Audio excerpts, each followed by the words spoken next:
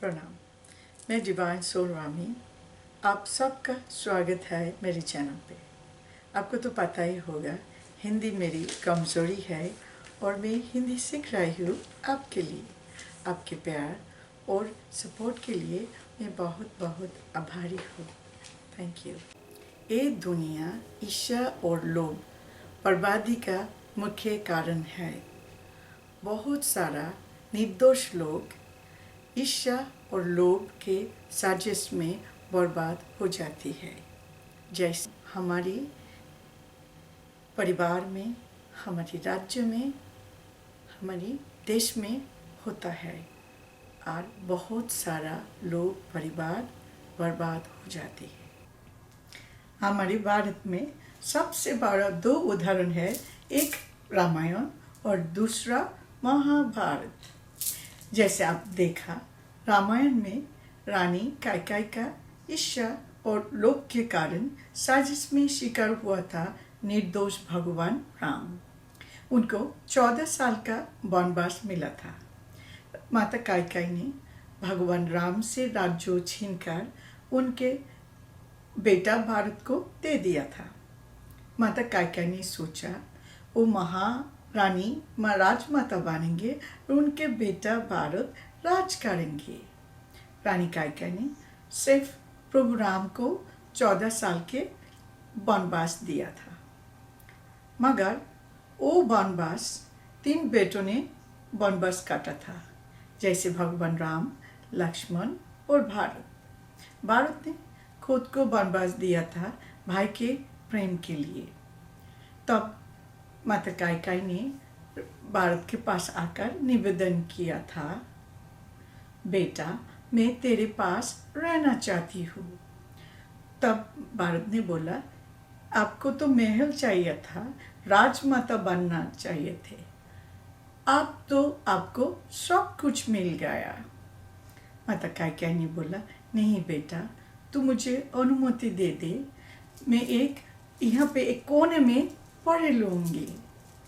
तब भारत ने बोला, नहीं महारानी कैकेयी, आपको भी पता होना चाहिए, एक माता को एक बेटा से अलग करने का दर्द, आपको भी वही दर्द महसूस होना चाहिए जो आप किया था माता कौशल्या के साथ उनकी बेटा को अलग करके। आप देख सकते हैं कि जो गड्ढा रानी कैकेयी ने दूसरों के लिए खोदा था, वही गड्ढा में उन्होंने खुद ही गिर गया था। जैसे राजा दशरथ ने मरने के पहले रानी कैकेयी को त्याग दिया था। माता कैकेयी की खुद का बेटा भारत माता कैकेयी को त्याग दिया था। रानी कैकेयी की प्रिय सौतेले बेटा भगवान राम वनवास में था, उसके कारण उनके सपोर्ट के लिए महल में कोई नहीं था। ऊपर से सारे अयोध्यावासी रानी कैकेयी को घृणा और तिरस्कार किया था। जब माता कैकेयी ने मरने चाहा, तब मृत्यु भी उनके निकट नहीं आया। रामायण में दूसरा और एक उदाहरण है, दुष्ट रावण। अंतिम में रावण का भी सर्वनाश हुआ था। महाभारत में दुर्योधन और मामा शकुनी का ईर्ष्या और लालच के कारण साजिश में शिकार हुआ था 5 पांडव। दुर्योधन और मामा शकुनी षड्यंत्र करके पांडव से राज्य हड़प कर लिया था और 5 पांडव को 13 साल के लिए वनवास भिजवाया गया था। 13 साल बाद जब पांडव ने राज्य वापस मांगा, तब दुर्योधन ने इंद्रप्रस्थ राज्य लौटाने से इनकार कर दिया था। उसके कारण महाभारत का महायुद्ध हुआ। वो युद्ध में मामा शकुनी और दुर्योधन की 100 भाई सब मर गया था। उनके वंश में एक भी जीवित नहीं रहा। 2 उदाहरण से आप देख सकते हैं कि पाप और पापी कभी विजयश्री का माला पहन नहीं सकते। दुर्योधन का दंड 13 साल बाद में मिला, मगर उनकी दंड सूद के साथ मिला, यानी इंटरेस्ट के साथ। कभी कभी लोग सोचते हैं कि बुरा करने वाला अच्छी जिंदगी जी रही है, मगर उसके किए हुए पाप का दंड देर से आता है और वो बहुत गंभीर रूप में आता है और तब सब कुछ दबा कर देती है।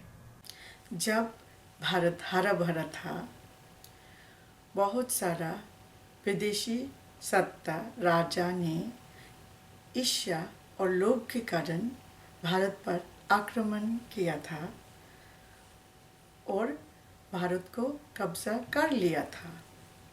मगर आज राजा राज्य नहीं रहा, मगर ये जेलसी यानी ईर्ष्या और लोभ जारी रहा।